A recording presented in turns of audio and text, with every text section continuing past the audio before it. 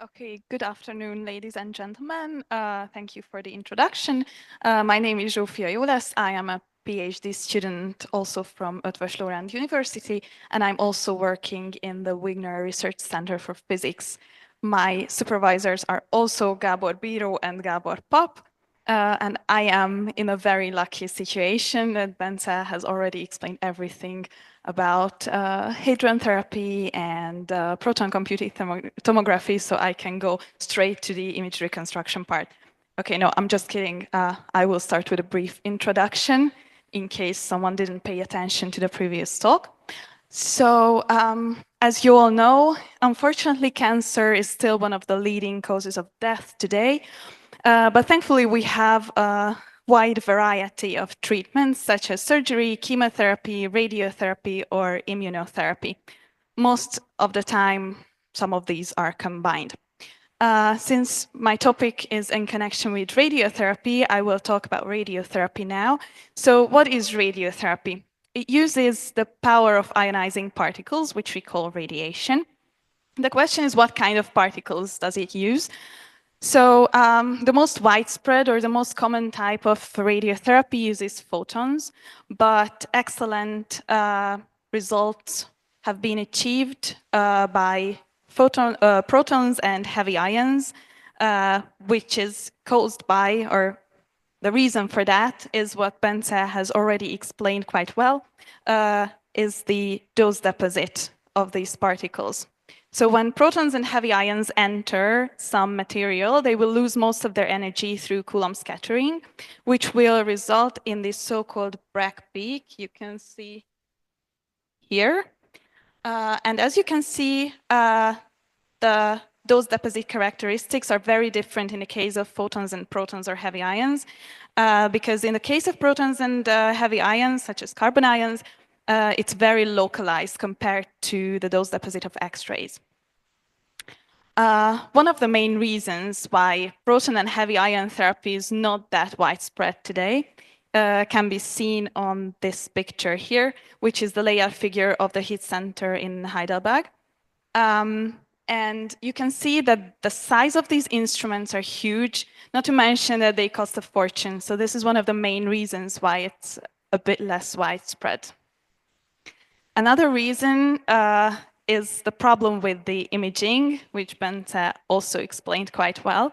So when we do any type of radiotherapy, there is a need for imaging beforehand in order to do the dosage planning. Now, nowadays we use X-ray CT for imaging, but when we do proton or heavy ion therapy, what we need to know is the range of the protons, so-called relative stopping power. I will call this RSP. What RSP means or explains is how much the protons slow down in a material compared to how much they slow down in water. So when we do the imaging with the X-rays, what we get is actually an information about the absorption of the photons, not how the protons will act in this material. So we have to convert the so-called Hounsfield units, which explain this absorption of the photons, to RSP, which results in an error. And we don't really want errors in dosage planning. So what can be the solution? Let's do the imaging with the same type of particle that we will use later for the treatment. So let's use proton CT. I am also part of the Bergen PCT collaboration, whose goal is to build a proton CT.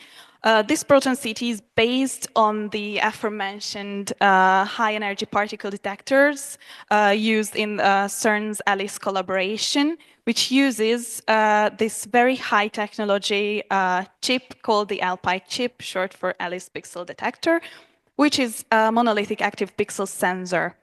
The reason why it's high technology and it's very advanced is that, as you can see on this figure, the sensors are on the same layer with the readout electronics on a very, very small surface or area. And this makes readout or energy resolution extremely precise. Now, the question is, how do we get from the protons to the image?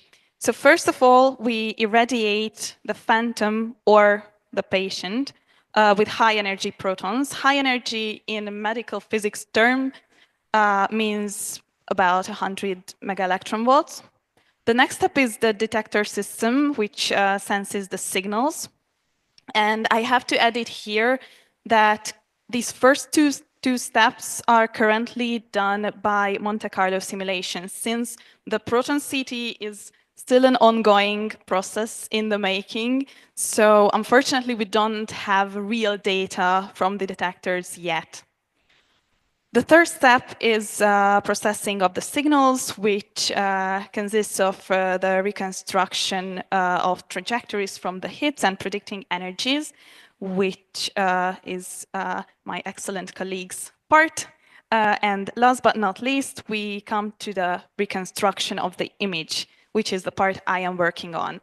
This means we have to determine the RSP distribution of the protons.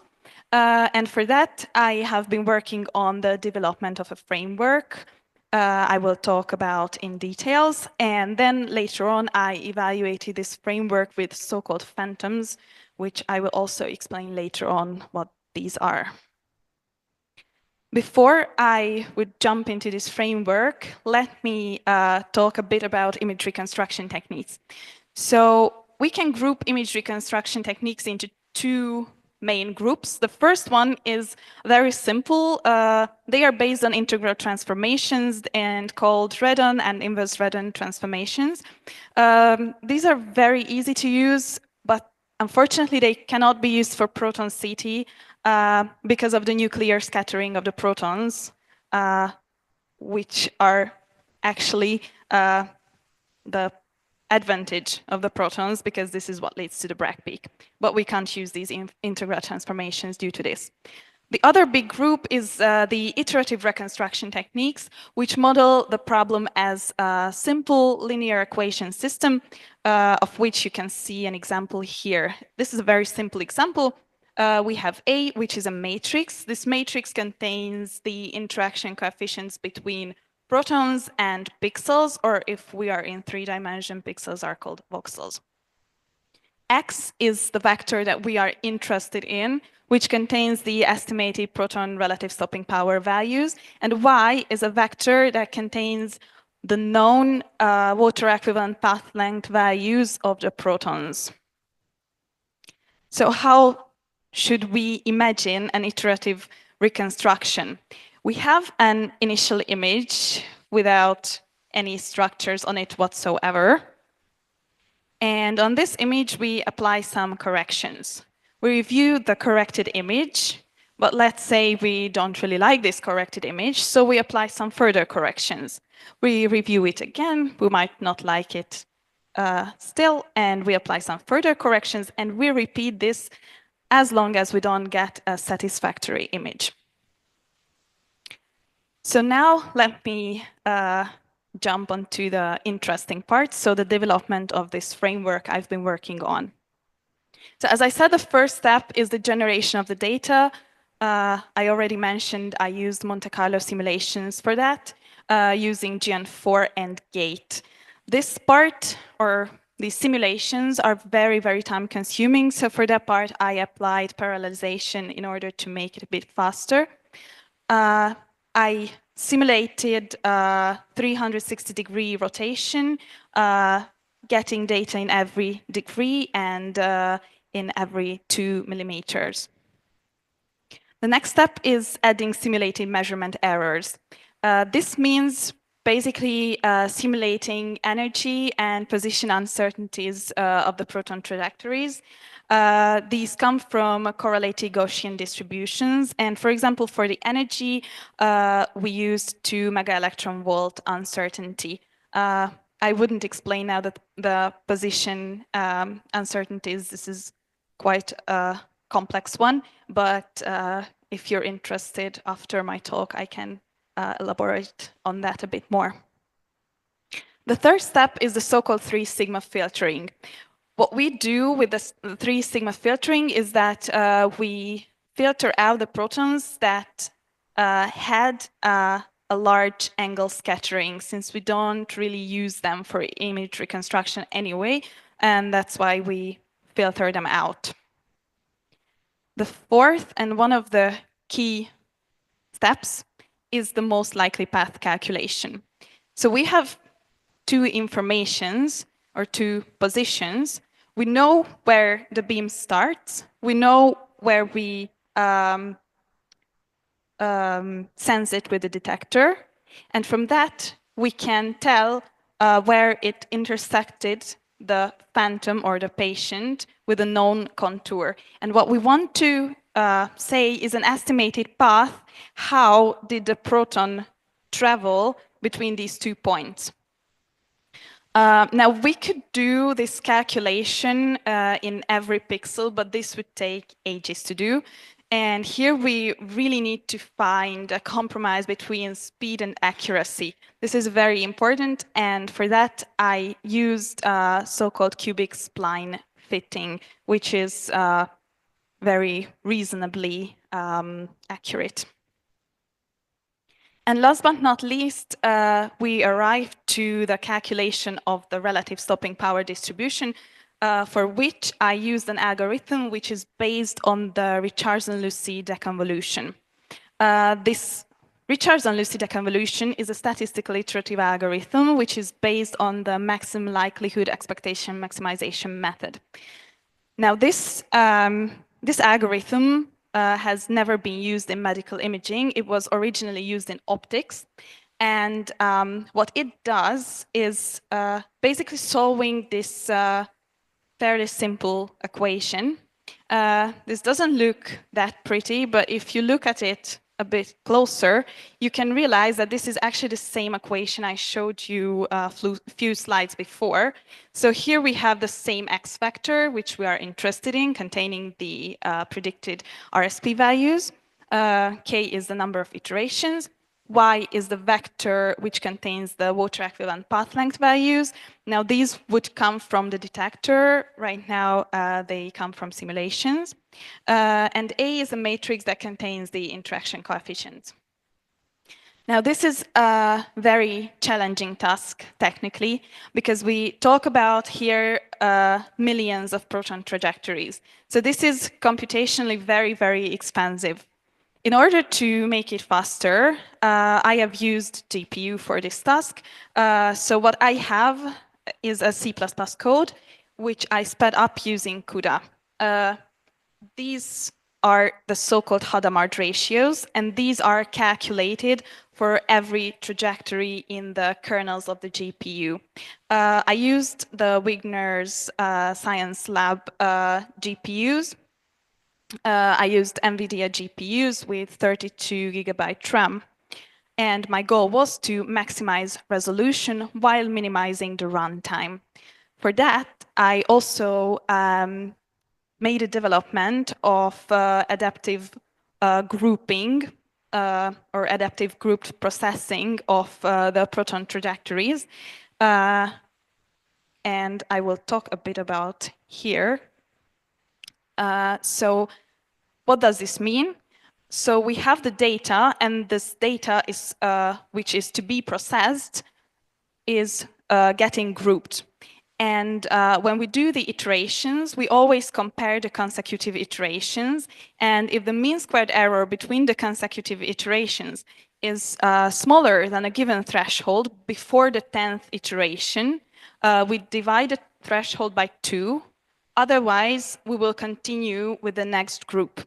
And this development made the runtime significantly shorter. So at the very beginning, this reconstruction process ran for approximately a day.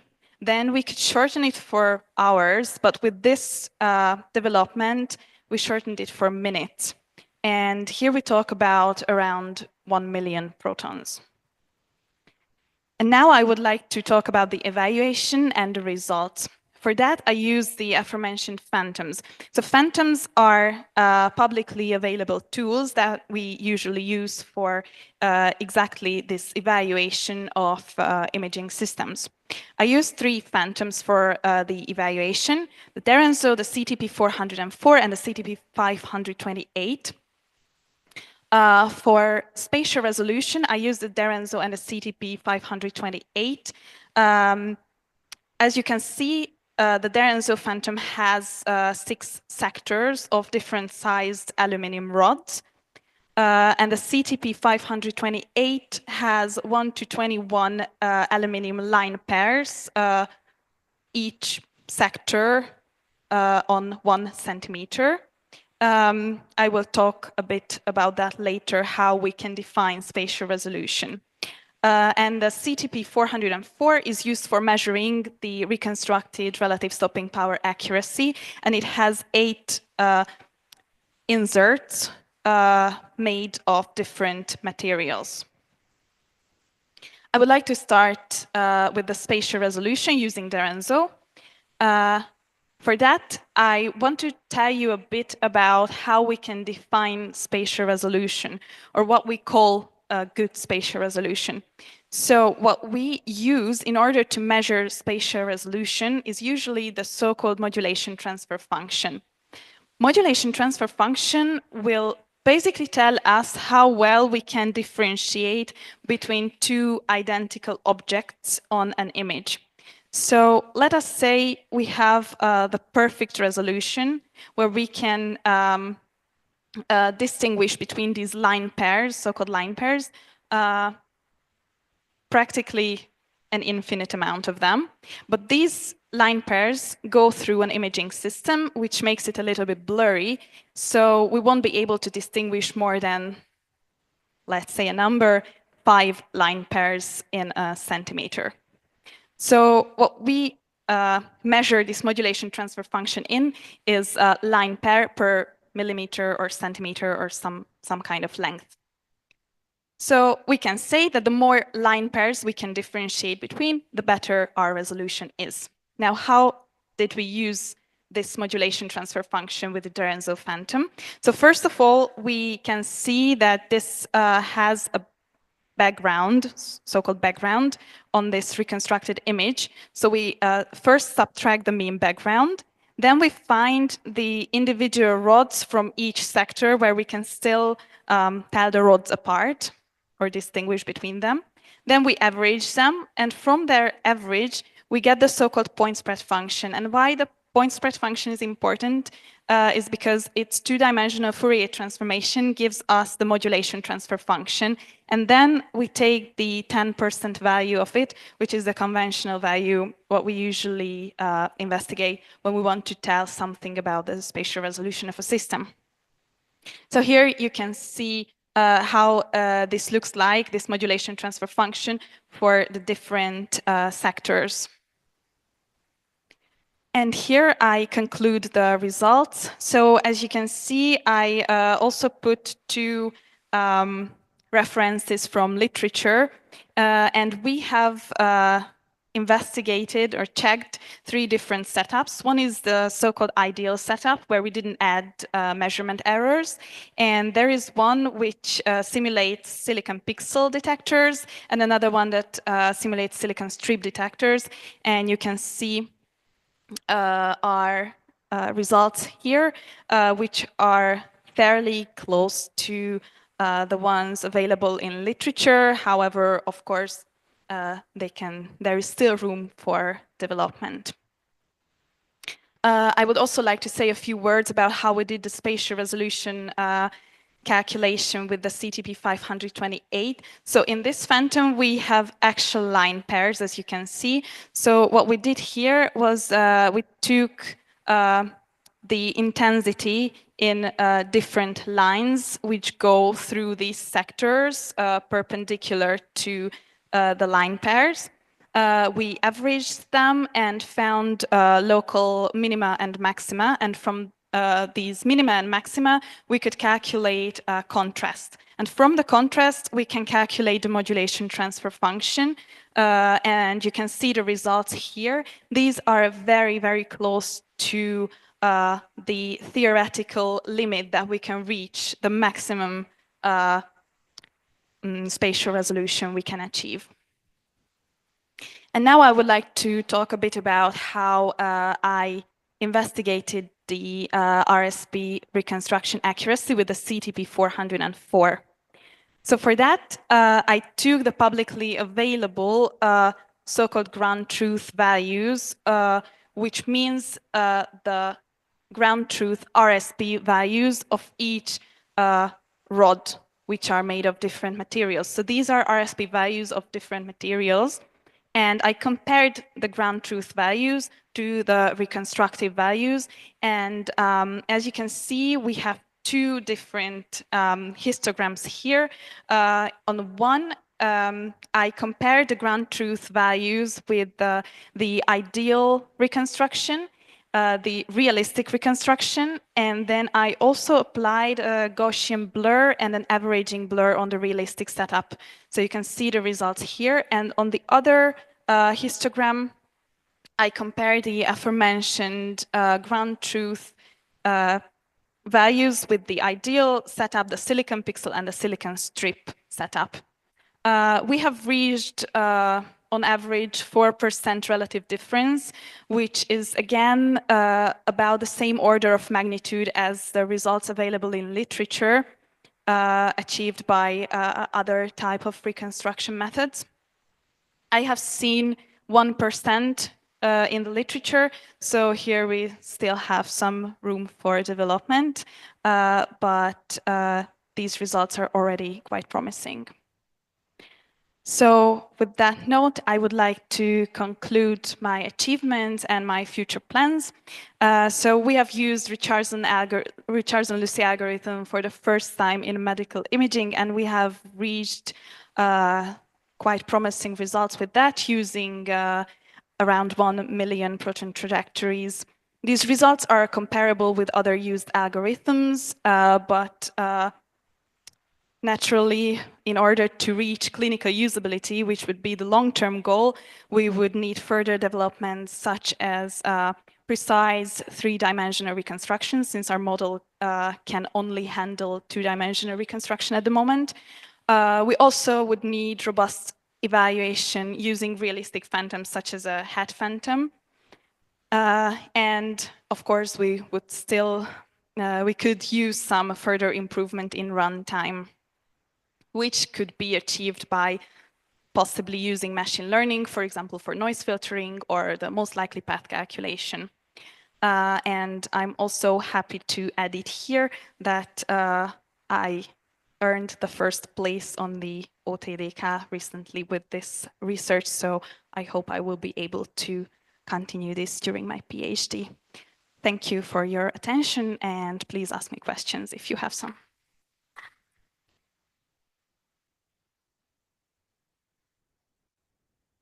Perfect timing, so we have some time for questions.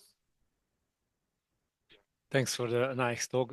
Actually, I have several questions. First one is that you at the beginning mentioned the Bragg peak, but it was only in one direction. Maybe it's a naive question, but if you are in 3D, I can imagine that this Bragg peak happens in some small volume or something like that. Is it true?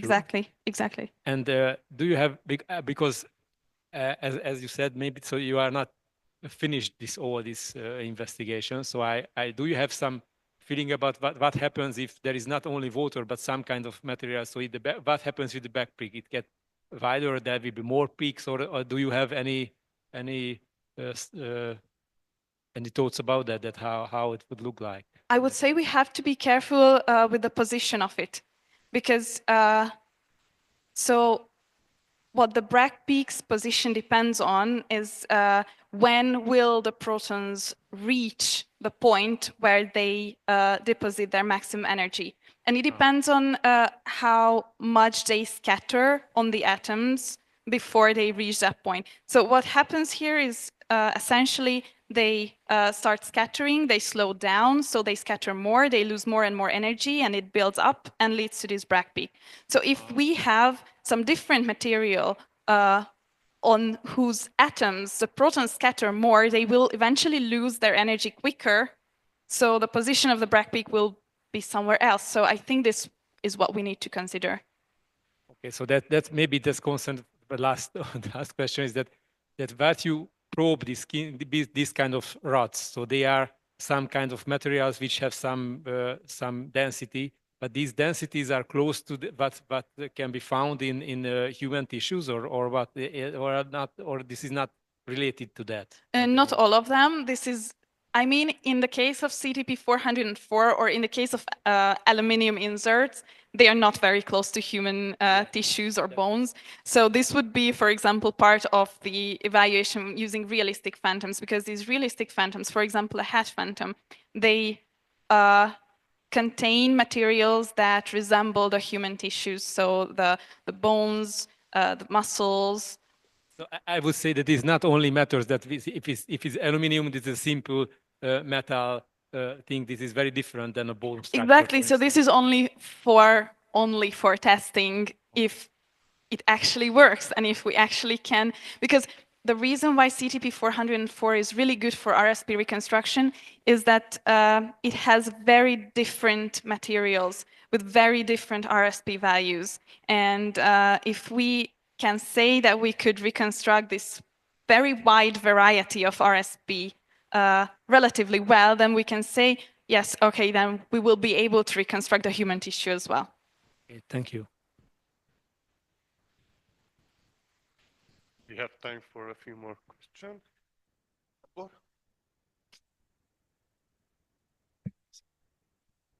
So you said that when you convert the Hounsfield units to the RSP, you introduce some errors. What is the size of that error and why does it matter?